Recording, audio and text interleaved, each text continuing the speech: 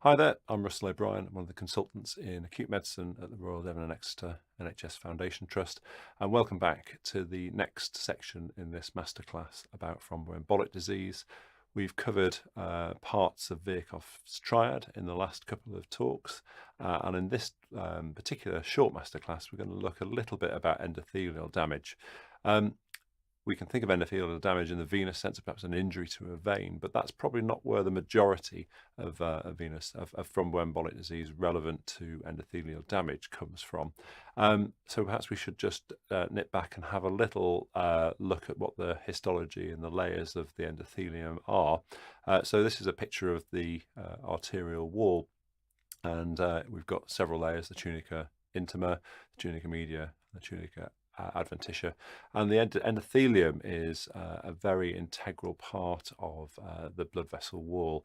It obviously provides a degree of the integrity, but also it's very much where the balance between hemorrhage and thrombosis is kept. You've got an endothelium that largely is anti-thrombotic and resists the temptation of platelets and other things within the blood to clot. And then beneath that, if the endothelium is damaged in some way, you have increasingly prothrombotic layers that act to encourage the development of thrombosis.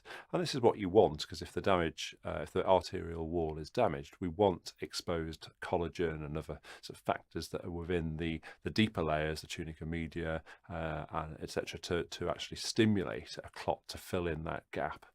So the endothelium is very important. It's also very much an organ. It's producing lots of chemicals. It's very metabolically active, and so when we're looking at what actually causes the endothelium to have dysfunction and the underlying kind of etiologies of that, it's important to think of it in those terms. So if we were to just try and summarize some of the reasons why the endothelium starts to function more poorly, but also get damaged.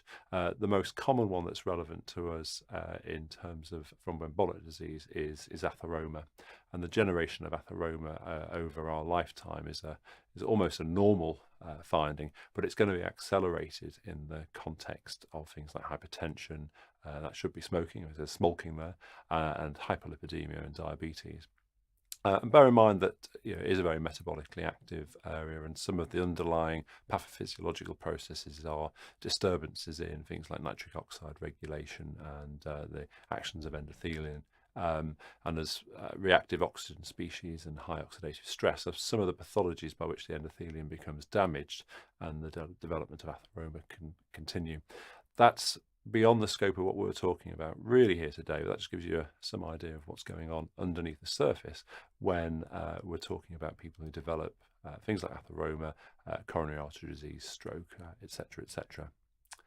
So taking a slightly more sort of clinical look at that, this is one of the big reasons why in sort of Western world we have really high levels of coronary artery disease. We eat too much, we have too much glucose, we're prone to diabetes, we have too much in the way of meat and fat, and although perhaps better than a generation ago, things like smoking have direct toxic effects on the endothelium and stimulate the generation of atheroma as well. Let's have a look at a couple of cases that just sort of illustrate what we might do about thromboembolic disease in this sense where there's endothelial damage, and we'll pick up these probably in far more detail, in fact, when we actually look at the drugs that we use, and we'll just give lip service to those just here. So Brendan's an elderly man, and he's got a history of hypertension and hypercholesterolemia, and he comes in with a 2-hour history of left-sided hemiplegic symptoms and not able to speak, and his NIH stroke score comes out quite high. And when you see this scan, it's not surprising that it's quite high. What you're looking at here is likely to be an ischemic stroke. You've got a very large area in the territory, probably of the middle cerebral artery, which has a low attenuation on the scan. This isn't the sign of bleeding. That would usually be fresh blood would be what would be white and more circumscribed than this. So this is a large infarct in the MCA territory of this poor fella. What we're going to treat Brendan with, as I say, we're not going to pick this up in these masterclasses. We'll come back with the same cases when we look at some anticoagulations and antiplatelet drugs. And so the kind of things to think about here are things like aspirin, clopidogrel and dipridamole. Are we going to give him one or more antiplatelets? But as we talked about earlier when we talked about stasis, some patients are in atrial fibrillation, and we mentioned about emboli from the heart, in particular from the left atrial appendage. And if we find that people who have an ischemic stroke, i.e. a stroke that's due to thrombotic or thromboembolic disease rather than hemorrhage, and we find that they're in atrial fibrillation, we might change things around a little bit. And rather than primarily use antiplatelets, we would consider formal anticoagulation. As I say, in the next series of masterclasses, we will cover anticoagulant drugs, and the ones that we would particularly focus in are obviously warfarin, which is a staple for many a year. Over the last 5 or 6 years, we've increasingly used what were first called NOACs, which were new or novel or oral anticoagulants, but now we're tired of, so not quite so new, we tend to refer them as DOACs, which is direct oral anticoagulants, and we'll look about how they work in a later masterclass. So antiplatelets for stroke are a staple, but when people are in atrial fibrillation, we may make a presumption that they've had a thromboembolic event, and that's why we would choose an anticoagulant instead. So the next case is about Derek, and there's plenty of us a bit like Derek at times. He's got a fairly active lifestyle, but describes himself as an enthusiastic smoker, and he's pretty much smoked since he was behind the bike sheds, and he's very devoted to fish and chips. He's also got a family history of ischemic heart disease that pretty much includes everyone, and not surprisingly, he's called to the emergency department first thing on an early morning, and he's had 2 hours of chest pain that really does sound very ischemic in nature. So no real prizes for at least drawing the conclusion that this might be an acute coronary syndrome, maybe a heart attack, maybe an unstable form of angina. So the underlying pathology here, as we've already touched on, is very likely to be atheromatous coronary artery disease. And it's similar to a picture we showed in a previous masterclass.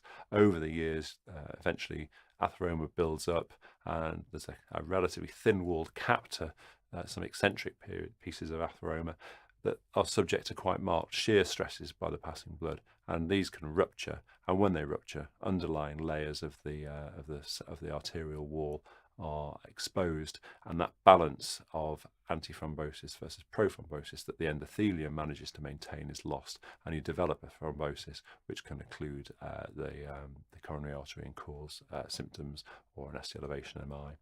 Obviously, in time, those things can heal up, but that's where the interventions that we want to do, like angioplasty and percutaneous interventions, hopefully to restore blood flow better than just letting nature take its course and see what happens. Treatment for arterial thrombosis, well, we've touched on this already. Ischemic stroke, acute coronary syndrome, ischemic limb or bowel are generally going to be antiplatelets or sometimes parenteral anticoagulants or both, and a very big focus on trying to revascularize the limb or the coronary artery if possible. And those technologies are now being extended increasingly to things like stroke. But just bear in mind, when we do think things are embolic or when there's atrial fibrillation around, then often we will consider things like warfarin as well, particularly for stroke and ischemic limbs or bowel, perhaps not so much for ACS. But hold those thoughts, we're going to deal with this in a lot more detail when we talk about the individual drugs in a later masterclass.